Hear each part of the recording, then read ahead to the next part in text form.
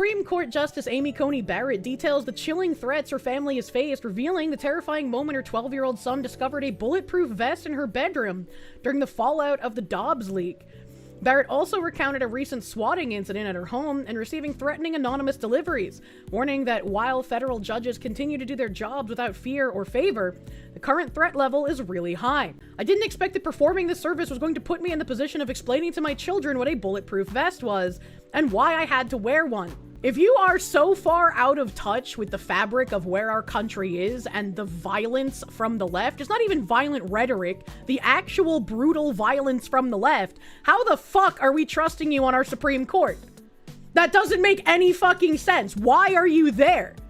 Why are you there if you did not understand the state of things as they are? So I thought I would just share a little bit about how the threats have affected me and my family personally. They have required me to, or my children, to think about and see things that children should not have to see or think about. One example is when threats to my life were particularly intense a few years ago around the time of the Dobbs leak. You wonder how much that's affecting her decision making? I can tell you 100%. Security detail sent me home with a bulletproof vest, and I carried it into my house, put it into my bedroom, dropped it down on a table, turned around, and my 12-year-old son was standing in the doorway of my bedroom, and he wanted to know what it was and why I had it, and I didn't know how to respond because maybe I lack imagination, but I didn't expect that performing this service was going to put me in the position of explaining to my children what a bulletproof vest was and why I had to wear one. It's also been reported in the news that... Well, you see, little Timmy, our country's been kind of taken over by communists, and communists are very violent people. And so if you stand up for things that are good and right, like mommy has tried to, these crazy communists are going to try and kill us. That's what they do. Roughly 6 weeks ago, I was the victim of a swatting incident. At that point, my teenage son, one of my teenage sons, opened the door to go out with friends and saw in our street, it was full of police cars, who had responded to a false report of gunshots and raised voices in my home.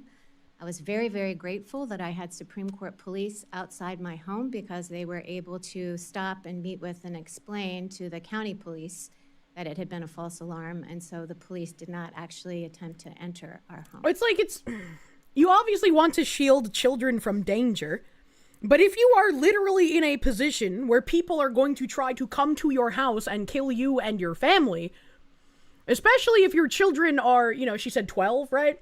Approaching teenage years, you should probably be a little bit more honest with them.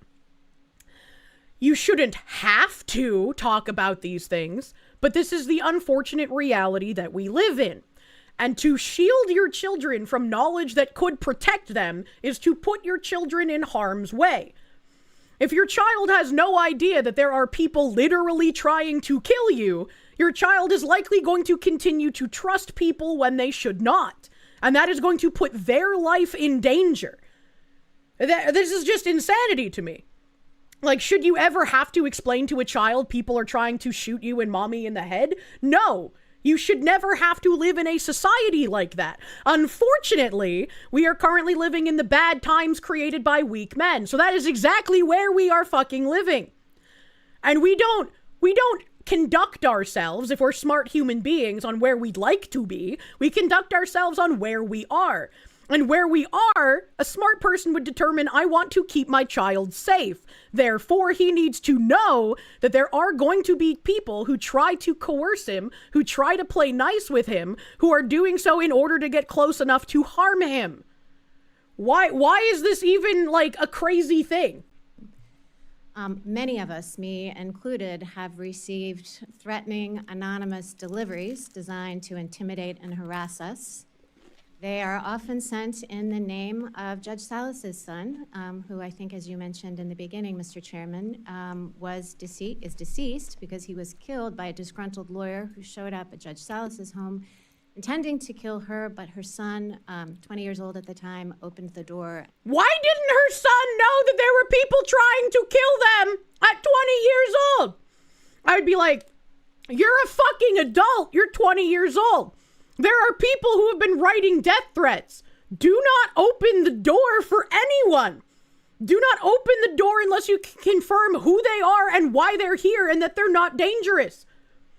Am I the crazy one here who thinks that, like, that's how you should operate? Did I just spend too much time in, like, dangerous areas to have this knowledge? Like, what the fuck is happening? This woman's just telling the world her kid is open season. This woman is basically just saying, hey, I shield my kid from the truth of reality that he might get harmed. He's basically free kidnap fodder. That's pretty much what I'm getting from this. Like, I'm not gonna inform my son that he needs to act differently because people want to harm us. I'm just gonna let him be himself. That's basically just a signal of, hey, kidnap my son, dude. Like, what the fuck? A typical Gen Z sheltered kid. Yeah, now he's ill-equipped to keep himself safe. Yeah, very much so. One thing you don't get, how the fuck does a Supreme Justice get swatted and they have their own government security that should be talking to the police? From when I talked to my local police, right?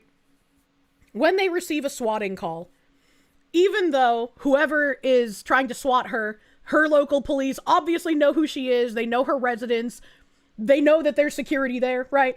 They know all of this, but when they get a swatting call, they still have to go out, right? So even though my local police, they know my address, they know what I'm doing, they know the people who are trying to harm me, right? Cat raid. They don't know the people, but they know like that it's happened and I've provided them with documentation of some things.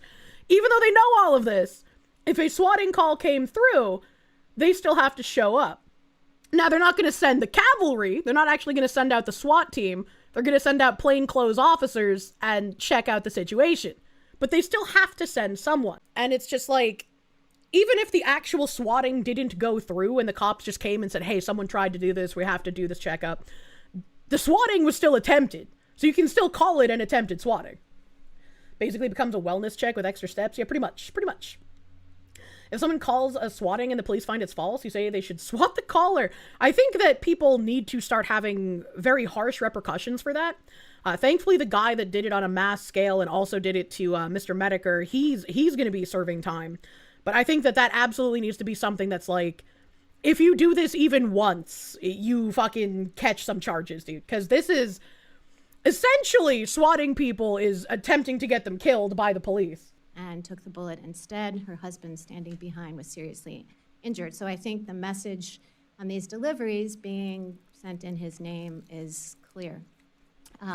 As Justice Kagan said, federal judges across the country, throughout the judiciary, including the Supreme Court, continue to do their jobs without fear or favor, but the threat level is really high. I think you should explain to your son the reality that he's living in. I don't want your son to live in this reality. I don't want you to live in this reality. But you have to live where we are, not where we would ideally like to be. And not explaining things to your son puts him in a disadvantageous position for people to commit harm on him. This is why women shouldn't hold these positions. I severely agree at this point in time. I don't think women belong being judges. I don't think they belong being politicians. I don't think they belong being police officers. It's like, I used to have that really idyllic view of like, yeah, anyone can do anything if they put their mind to it. And it's become very clear that no, there are some things that prevent you from being efficient in certain positions. First trailer for Bad Apples, Not Silhouettes, starring Saoirse Ronan. I don't know what that name is. The thriller follows a teacher who kidnaps a disruptive pupil in order to teach him to behave, in theaters later this year. I think we all know exactly what we're about to watch, chat. Did you always want to become a teacher? For as long as I can remember. You threw a shoe in, miss. Shut up! He pushed a girl down the stairs. Handling behavior is... Now, it's not really lost on me that this is a white lady teacher who is going to do bad things to this disruptive white boy. This just seems like a humiliation ritual in the UK at this point. Like, how many white girls have been raped over how many years? And now you're just like, we need to punish white boys even more. All right. Okay, UK, I see you. It's a future. Danny? Danny? I'm going to tell everyone you attacked me. Let me down! The only acceptable ending of this movie is if the white boy kills the teacher.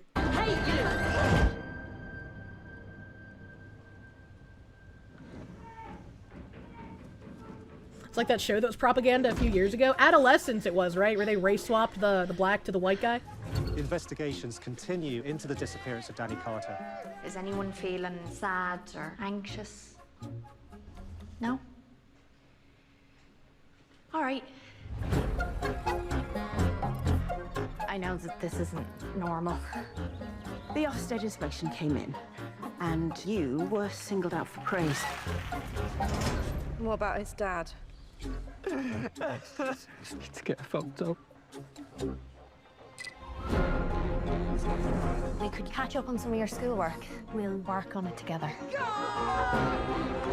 Hi, miss. You look scared.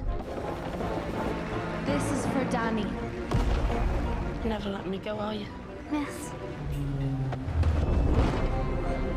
You can't tell me.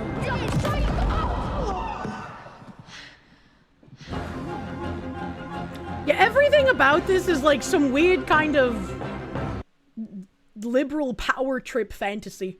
Of like, we should just be able to kidnap and torture the white boys. She pies him, calling it? I don't know what that means. Okay, Google, how do you sink an island? It's also tiresome. We surely bombed the wrong island.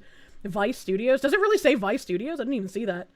It does say Vice Studio. No wonder it's fucking garbage. No fucking wonder. Jesus. Bad Apple's review, Saoirse Ronan's dark school set satire doesn't go far enough. This article is more than 9 months old. July 12th, first trailer for Bad Apple, so I guess this was like a pre-screening for special people. The 4-time Oscar nominee is as strong as ever, playing a teacher in a shocking situation, but the film can't quite rise to her level. Though criminally underpaid and disrespected, teachers are nonetheless held to rigidly high standards of care. Yeah, this was written in 2025. I don't know what kind of fucking alternate reality this guy lives in, but yeah, that's just not true. They are criminally overpaid, and they should be disrespected in current year, those combi fucks. Compassion and rectitude, they are to be exemplary stewards of our children while unflinchingly enduring the battering of parents, administrators, and outside agitators. I feel like this guy has not been able to take teachers' cocks out of his mouth, if this is the case. What the fuck is this schlorping he's doing? Which is why it's so often compelling in a dark and squirmy way to watch them break bad on film. We have, of course, seen plenty of ill-advised or illegal sexual relationships between teacher and student in myriad of movies and TV programs. Beyond that hoary trope, though, we've observed with alarm the drug-addled overstepping of Ryan Gosling in Half Nelson. We've been guiltily thrilled by the obsessive opportunism in The Kindergarten Teacher, and we've pried nosily into the shifty criminality of Hugh Jackman in Bad Education. I have not seen any of those movies. I have no idea what any of them are about. I was thinking the other day how it might be unironically fun to just have me pick random movies and then review them with everyone in real time. You know, kind of like the EFAP thing. Just because I'm so far removed from any kind of movie nonsense that everything will just be incredibly weird to me. Why have we seen them, of course? Why have we seen lots of movies with teachers boning students?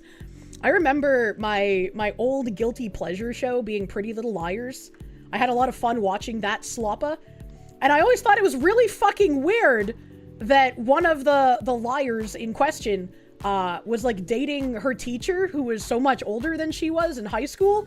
And for some reason, part of the show was like, we have to keep this a secret because they belong together. We shouldn't actually tell anyone important about this because this is a good relationship and we should encourage it. And I was like, what the fuck am I watching?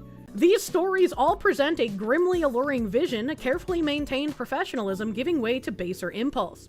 Now joining that club is Saoirse Ronan in Bad Apples, an alternately sinister and silly drama about a teacher who takes radical action to deal with a problem student. Ronan is Maria, a lonely and jilted educator living in a drably anonymous corner of the United Kingdom. The film was shot in Bristol. Whatever passion and zeal she once had, the trumpet blare of higher calling has faded in the face of an impossible obstacle. A boy, violent and disruptive, tween Danny, Eddie Waller, essentially prevents Maria from focusing on any other child in her class. Her job has been reduced to little more than crowd control, which her superiors think she ought to do without assistance or complaint. Wouldn't the real reason for her, fading passion and zeal be all of the bureaucratic tape that prevents her from actually dealing with problematic students? Because if you actually deal with problematic students, like, you're racist or some shit. I'm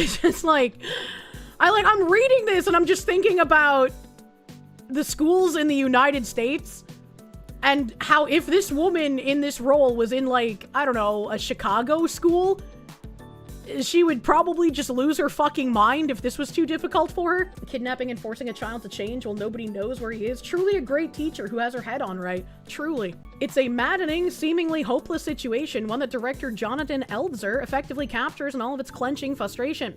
There's some empathy for the plight of the teachers in there, but Bad Apples is ultimately not aiming to be a, oh, I can't pronounce French, man, cry de coeur for woefully underappreciated and under-resourced faculty. It's more concerned with creating a mood of wicked transgression than anything else. I was also about to say, like, maybe I'm going too hard on this. Maybe this is more realistic for a UK teacher. And then the fucking article writer had to go and be like, no, Kirsche, you're actually completely correct in your assessment. This isn't supposed to be about the woefully underappreciated teachers. It's more about the wicked transgressions. You're completely right. Before long, a rash, messy crime brings Maria and Danny strangely closer to one another while pushing her and the film further and further from the realm of credibility. Bad Apples, based on Rasmus Lindgren's Swedish language novel Die Onskade, or The Unwanted, is an attempt at can't believe they went there satire. But Etzler and screenwriter Jess O'Kane stop short of anything truly shocking or dangerous. I have to wonder, do people, like, pay attention to the current climate of things before they release stuff like this? Because, like, even if they had, like, completely neutral, let's base it on this book, let's make a fun book to movie fucking film, releasing it right now seems really fucking silly. It really is Stockholm Syndrome. Girugamesh, thank you. The only Bad Apple you care about is the Toohoo project. True and real. Maria has certainly done a terrible thing, and yet the film surrounding her is wishy-washy about whether to condemn or abet her. I have a question. Etzler and screenwriter Jess O'Kane stop short of anything truly shocking or dangerous. I would call kidnapping a student and, like, chaining him to your basement wall in an attempt to re-educate him. I would call that shocking and dangerous. You know, I don't know. That feels like something a teacher probably shouldn't do. It needn't do either entirely. Moral ambivalence is a fine pose for a movie like this to strike, but one longs for more conviction from Etzler, a bolder point of view, or a more complicated argument that would elevate Bad Apples above mere half-hearted provocation. As is, the film limps around in a kind of no man's land between easygoing and extreme. That's kind of strange, right? Like, if we removed any kind of real life context, right? If we're watching this movie in a vacuum, you should be able to have movies that have moral ambivalence and let the audience react in the way that they react, right? Like, there is room for doing that. I think a lot of people are just really fucking sick of the moral ambivalence in all of the movies that we've had.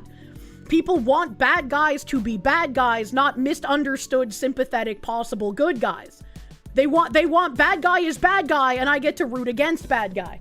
Are they trying to be similar to GTO, but without actual entertainment and comedy? Onizuka provides. Fucking great teacher Onizuka is fucking amazing, dude. Love that anime. Check this person's basement or any property they own. Still, Etzler manages some nasty comedy sourced from the bracing jolt of watching teacher and student cruelly manipulate one another. Yeah, I have a feeling no matter what the student does, I'm not going to feel bad for the teacher because he was kidnapped and chained to her wall. So, like, I don't know. Again, coming from America, in that trailer, it showed him being disruptive by, like, drawing on a desk that she had to clean. Putting a shoe in like an apple thing, which, like, yeah, that's fucked up. Don't do that. but it hardly means you should kidnap him and chain him to your wall. Ah, yes, the 12-year-old boy was manipulative. I wouldn't mock that because, yes, some children are sociopathic little fucks, and they can do that at a young age. The author of the article is chomping at the bit for this movie to validate their biases. And he shows a sturdy technical command throughout. His closing shot is especially persuasive, a picture of society's persistent imperfection, charging headlong at a happy ending it's determined to ruin. What really sells the film, though, are its lead performances. Ronan, one of the more adaptable actors of her generation, shrewdly teases out the desperate anger rippling under Maria's facade of calm. She's at once sympathetic and a little frightening, keeping the audience uncertain about just how far Maria will go to preserve the tenuous balance she's wrestled into being. If only the filmmaking rose to meet that level of nuance and unease. That's not what I want in a teacher. What are you talking about? Internet Zen Master, thank you. In the 1970s, Hollywood released Death Wish because they knew it would strike the right chord. For reference, Death Wish was to 1970s USA crime what Citizen Vigilante is to European migrants. Yeah, unfortunately, considering Hollywood is like completely fucking captured, I can't see us getting any kind of larger than Citizen Vigilante film that actually goes against the current communist narrative of things. As brutish, feral Danny, Waller knows just when to be awful, letting slip a glimpse of the monster that Danny might grow into, and when to reveal the hurting, neglected child he still is. It's a delicate, disarmingly thoughtful debut performance, as is that of his young co-star, Nia Brown, who plays Pauline, a teacher's pet suck-up, whose pigtail braids and cow-eyed Coke bottle gaze belie something ruthless, and perhaps more menacing than any of Danny's erratic rampaging. What the heck? Pauline is, in some ways, the true thematic heart of the film. A kid who has been far more warped by a struggling system than anyone realizes. One longs for the film to truly dial in on her, to allow her to put bad apples in her basket and carry it off into the woods. What? Toward the bleak and baleful place a riskier, more exciting film might explore. We should all fear the Dannys of the world, but it's the Paulines who tend to get us in the end. What the freak? I don't know who Pauline is. She wasn't in the trailer. Wait, maybe it's this one? Maybe it's just because it's pigtails? Yeah, the red-headed pigtail kid. That's the worst one. Self-insert, drama kid sloppa. The girls get off scot-free. Who could have seen this coming? Oh my god. Nexus Mods has predictably censored a male-female mod for Palworld and stated that implying that anything outside your gender view is wrong, i.e. female and male as it should be, would be considered a violation of our terms of service. This wasn't the case. The description said this mod simply renames the character creation body type selector from type 1, type 2 to female male as it should be with gender symbols, simply implying that it should be normal. Yet they cited it as inflammatory language. To their credit, they said they're still not taking it down, which is itself surprising, but censorship is still censorship and must be called out whenever it happens. Get the mod for yourself on Steam. And this says, hi, Celestial Flea. I've edited your mod due to an issue with the description. Making a cosmetic change to how terms are defined in-game is your choice, and we're not taking your mod down. Implying that anything outside your gender view is wrong, i.e. female and male as it should be, would be considered a violation of our terms and service, and I've removed this from your mod description. I hate not being able to live in reality chat. I hate that there's so many people who are so dedicated to preserving a false reality that isn't real, that we have to deal with this shit time and time again. Someone down here was just like, why would you even use this website? Like, you did this on purpose knowing that they would get upset about it? And it's like, what the fuck do you mean? This should be, like, yeah, we all know that Nexus Mods is, like, completely fucking AIDS-riddled, paused candy ass, right? We know that. There are alternatives, but that doesn't mean you shouldn't still try. The pals have male and female sex symbols, why can't the characters? Great fucking question. Want to see a mod that just has the labels penis possessor and vagina haver? Imagine. He's right though, don't use Nexus Mods. By putting your mods on that site, it just enables and empowers them to keep going. I would say it also showcases just how captured they are, right? Like, if you try to put a mod on there and they do some weird shit like this, that lets you know where they're still at. I think if you're seriously getting out a mod, obviously, and like he did, he put it on Steam, put it fucking somewhere else. But this website used to be, like, you could put any of your mods on here and that's fine. And now they, like, pick and choose along ideological lines. They had that, like, weird political message they put out a few years ago. I wouldn't use Nexus Mods, but if I was a mod maker, I would absolutely put mods on there just to see what would happen. Get in so many debates with leftists trying to argue that trans ideology isn't trying to change society and history, and yet this stuff happens. Well, yeah. Because it's not... trans ideology in and of itself isn't what's trying to change everything. It's the trans activists being ideologues that are using the trans identity to change everything, right? Part of communist subversion is to make it impossible to have a conversation. And so if no one knows how to define things, if everyone has a different definition for a word, communication becomes near impossible. Obfuscating things in reality and forcing people to believe in things that aren't real is also part of a communist playbook. It's like, if you can be made to, like, how do I word this? If you can be forced into believing things that aren't real, and you are forced into repeating things that aren't real under, like, threats of losing your job or losing your life or whatever have you, they're going to be able to control you a lot more efficiently because you're going to be way too afraid to speak out. Which is why I consistently say I am incredibly fucking sick and tired of whenever someone's family member gets raped and murdered, or raped or murdered, they come out with this like, now is the time for forgiveness. Let's not make this like a racial thing. It's like, it already was, my guy. It already was, and I don't care. I don't care if it's like our fucking critical race unit, whatever the fuck it's called. I don't care if it's the nudge unit. Fucking, that's a way that you can fight back, man. And the more people who just, like, eschew that kind of wording, the better off we're going to be. A local DJ in Bournemouth named Tommy Shrewsbury got attacked by a bunch of migrant men, and police told him to not talk about it due to potential backlash. So thank you, Tommy, for talking about it. They cannot be allowed to keep hiding all the violence migrant filth brings into our country. And she's right. And he's right. Tomsy Shrewsbury here saying, just to confirm, I'm fully recovered. Police asked not to upload anything due to potential backlash. Bollocks. Family and close friends said to maybe keep this quiet, but if this can happen to me, it can happen to anyone. I really mean that. I'm grateful I only got punched up rather than anything worse. It's been a week since this happened to me and I've heard nothing from the police. However, they're happy to patrol the hotels non-stop day and night so they're safe. This needs to be seriously addressed. I hate drama. This isn't drama. This absolutely isn't drama, and I hate how people... I don't even want to just blame it on the left, because a lot of the, like, people calling this kind of thing drama stems from the I just want to grill people.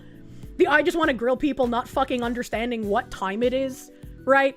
And so now everyone who's, like, defending themselves is just like, no, I don't want to start drama. It's not drama to defend yourself.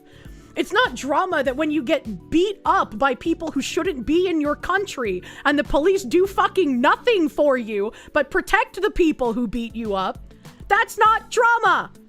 I hate it. And I'm not like criticizing him. It's just like I'm criticizing the entire fucking conversation around this shit. It's not drama. I hate it. You can't grill people. That's illegal. Not for long. I hate drama, but this is taking its toll on our town. Last Wednesday, I was waiting for a bus home before the England versus Congo game finished. Out of nowhere, 4 men started shouting at me in Arabic and hit me 3 times in the face, then kicked me when I was on the floor, took my wallet and cash. Apparently, I'm lucky to still have my eyesight. Luckily, a lovely group saw this, chased them, called the police and an ambulance. Still waiting to hear from police 10 days later, still nothing. These guys were laughing, spitting on me, and fled towards a certain hotel. And they're going to continue laughing and spitting on the British people as long as they're the ones being protected by the politicians and the police. Hey, X is a rapist murderer, the English police. How dare you warn their potential victims? Yeah, pretty much. And this is like another thing that I severely hate, and I'm very glad that this guy stood up and said something. All of these people who just listen to the nudge unit or whatever the fuck it's called in the US, or they have a warped sense of morality, or they're one of those people who have like taken Christian values to mean like, yes, please rape my children. It's what Jesus would have wanted. Like, I don't understand these fucking people. And it pisses me off every time I have to suffer one of them talking about things. Stand up for your fucking selves, man. What is this? Like, it's not your duty to just be a forever punching bag to people who hate you. So, Asmongold reacts to a man's final words being, I'm not racist. They say a man's, but this is Henry Nowak. Henry Nowak, apparently his last words were, I'm not a racist. And I haven't watched the clip, I just read that, and I immediately thought of that clip of, like, the liberal people kneeling in front of an ISIS guy who's about to behead them, and they're like, at least I wasn't racist. And it seems incredibly ridiculous to me that there are men stabbing you, trying to kill you, and you're still trying to defend yourself from accusations of racism. How has it that being accused of being racist or white supremacist or a Nazi or whatever has become such an effective way to just completely neuter any kind of opponent you have? This is a man who is literally choking on his own blood and dying and still feels the need to say that he's not racist. That should be absolutely absurd to everyone watching that. And written the story as a cautionary tale. Henry Nowak's final words to his killer were, "I'm not a racist," according to new court documents. And written the story as a cautionary tale. Henry Nowak's final words to his killer were, "I'm not a racist," according to new court documents. Oh my God. If you had written a story as a cautionary tale about migration, people would tell you that it sucks for being too on the nose. Yeah. I'm not racist. Man stabs. Man says while he's being stabbed. Oh my God, that's fucking sad, dude. Well, this is, I mean, again, It reminds me, and like, obviously, I don't think that Henry is like one of these ridiculous, stupid, far left people, but it reminds me of that video from the Summer of Love where there's like a bunch of fucking people partying in this apartment, and they like see the Antifa and BLM people marching below them, and they're like cheering, and they're like, hell yeah, let's go! And then they throw a brick through the window, and they're like, what the fuck? We're on your side! No, you're not. And if you think you are, you haven't been paying attention. Can't think of a better metaphor for the modern Western man. More concerned with how they're seen rather than how they are. Yeah. And they're more concerned with the optics of something rather than the reality of it. And it's more important to be perceived in a certain way rather than to exist in any level of reality. And I'm like, look at how hard I have had to defend myself from baseless accusations, from people twisting my words, from people lying about me. It's an exhausting act of like basically futility. And I still have sponsors that I need to like care about, so I can't go full fucking tilt, which really fucking sucks sometimes. But it's like, I hate the fact that this whole, like, accusing you of things that you're not is so potent that someone can literally be being stabbed by a brown person and still have to reiterate that they're not racist. It's just like that. It makes no sense. It makes no fucking sense. You can and should hate the brown person stabbing you.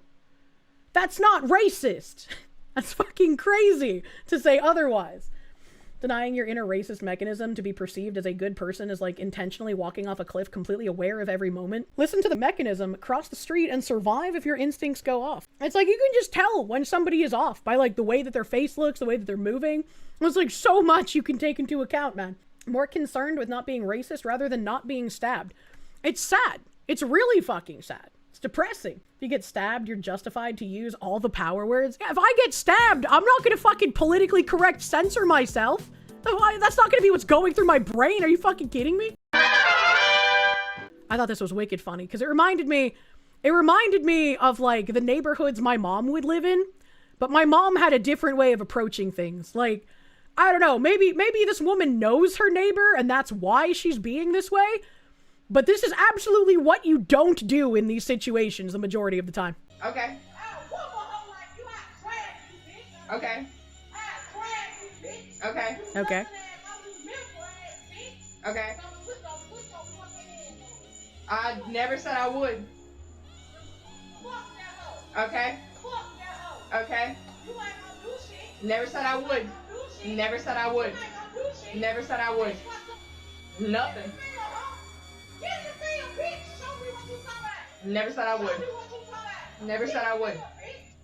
Never said I would. And am. And am.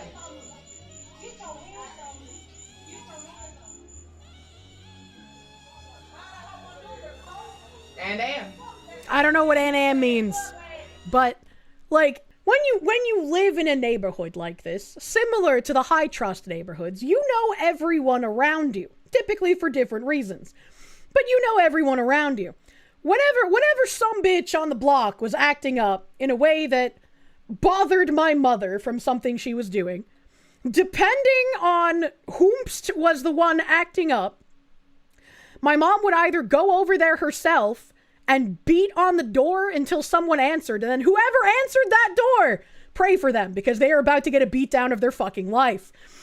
If my mom went over there and they refused to open the door, sometimes she would break a window.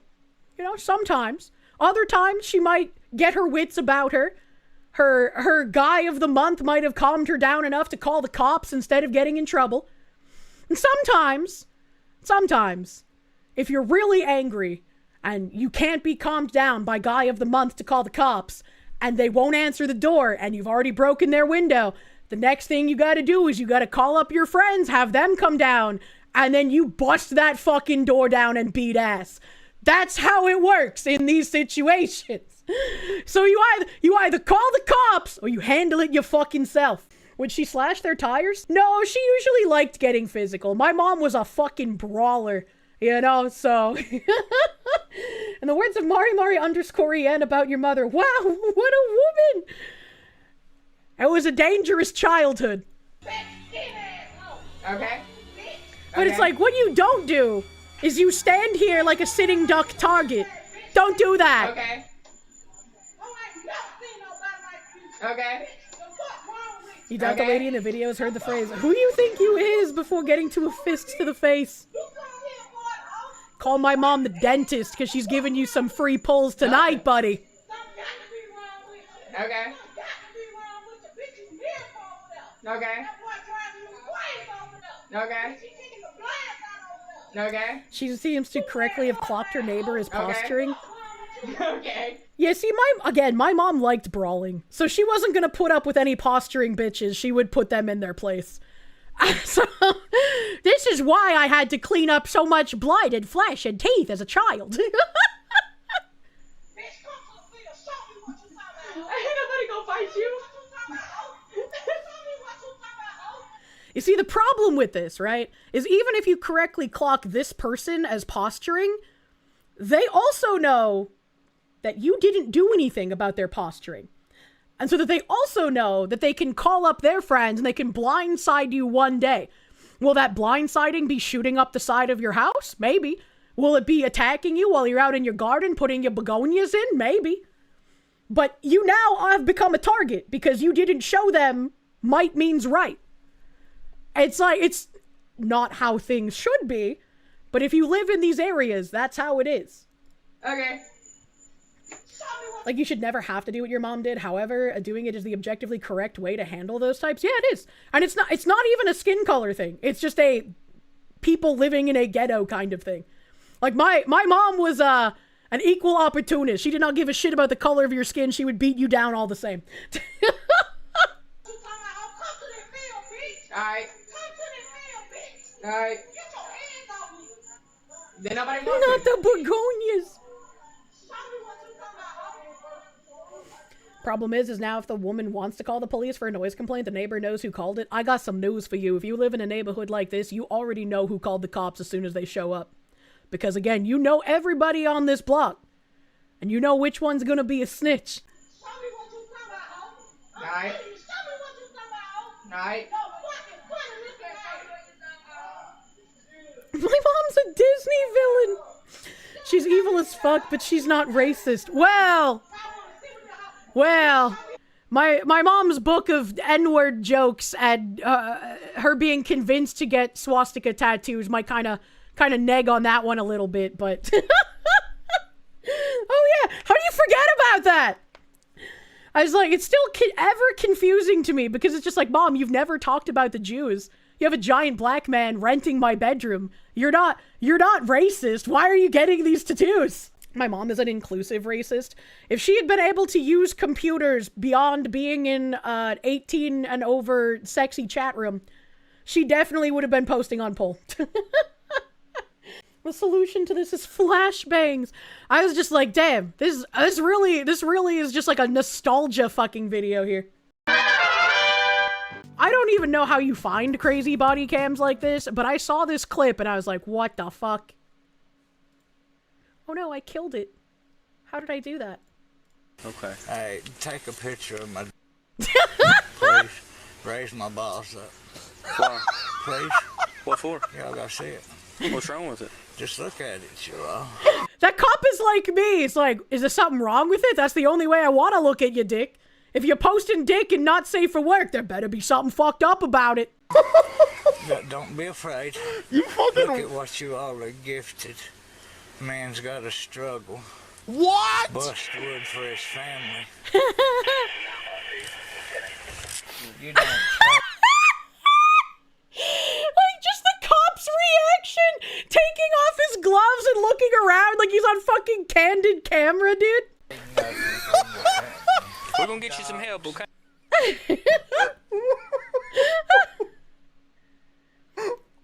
I don't know if he continues playing the clip. Some of the fuck just... Yeah, it's fucking crazy, dude. Outsource the help. You're just like, yeah, just lift up my balls, take a picture of my dick. You need to say it. Colonel, you better take a look at this radar. Here we go. We have a child getting his bike stolen. This is gonna be a canon experience in this child's journey.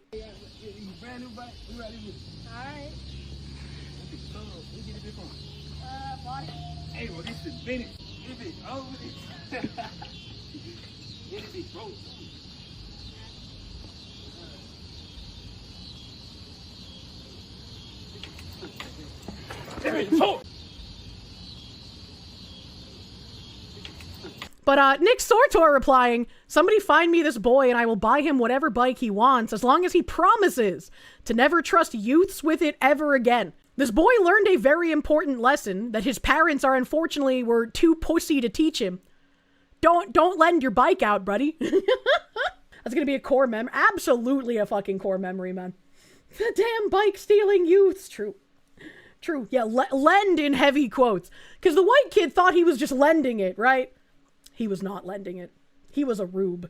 The black kid thinks he's smart for pulling a quick one, but all he's done is create another justified racist. Good jorb. I don't think that thought even occurred. Never trust a YN. Man! There was a fucking Cha-Cha post where she was like, I love yapping, napping, and snacking. And I was like, yeah, let's get a little YNS, buddy! And everyone in the comments was like, Kirsche, don't use that.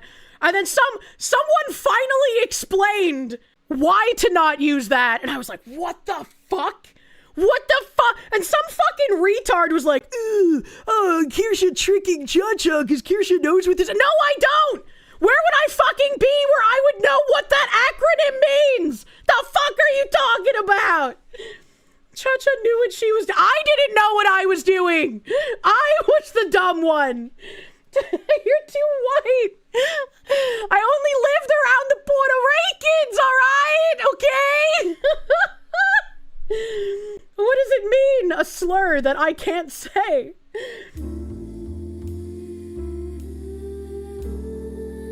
It was very nice of that young boy to lend his bike to a doctor in need. We've talked about astral projection a whole bunch here. Dumbest bitch said, do not face Mitch McConnell alone when astral projecting. Today while astral projecting, I summoned Mitch McConnell to try and weaken him so our hexing spells would work better. He is so fucking powerful. I'm not at a power level to do this alone. I barely escaped with my life and I'm spiritually injured to a great amount. But I think I'll make it. I can't imagine what he would do to a new unsuspecting witch. I'm scared that I will have to face him again soon if I ever want to continue astral projecting. I'm currently burning healing incense and drawing spiritual energy from my crystals to try and heal as quickly as possible. Please be safe, everyone. Mitch McConnell is much stronger than I first imagined, and we will have to do this together if we want to slay Mitch McConnell. I think she needs to get together with some of those, like, TikTok freaks that we watch saying that Charlie Kirk is going to be a summon, like, reincarnation of Quetzalcoatl. You know, they could get together with the British witches who were fighting with their astral plane summons to help the British defeat the Nazis. Flashback. And the Unfortune figured, well, I need to impose a stronger force for good, a stronger astral symbol for good, over the Nazi swastika. So that's what she did. So her and a bunch of other adepts summoned, you know, they would invoke Merlin and King Arthur and Excalibur. And I'm summoning Merlin and King Arthur to give me protection over the swastika. Merlin will be my familiar in the battle against the space Nazis because I am an advanced witch. I'm an advanced witch with battle magic. I can defeat the space Nazis, Chad. How did we find this? How did we get here from government workers? end of flashback. You know, just like turtles are immune to witches. He's got Jeb Bush's guac bowl in the defense position. And Mitch McConnell truly is holding blood feast. Truly and really, dude. Is it even confirmed Mitch is dead? No, I think they only confirmed the other one, which is why the witches are trying to do battle with his spirit on the astral plane. Aku Tenshi 0, thank you. Mitch's late game. Need to clear out Xanarkand first. I don't know if this is a copy pasta or if it's old or whatever, but we've read so many people who genuinely believe in this, like, I'm astral projecting to defeat the Nazis. We will defeat Donald Trump.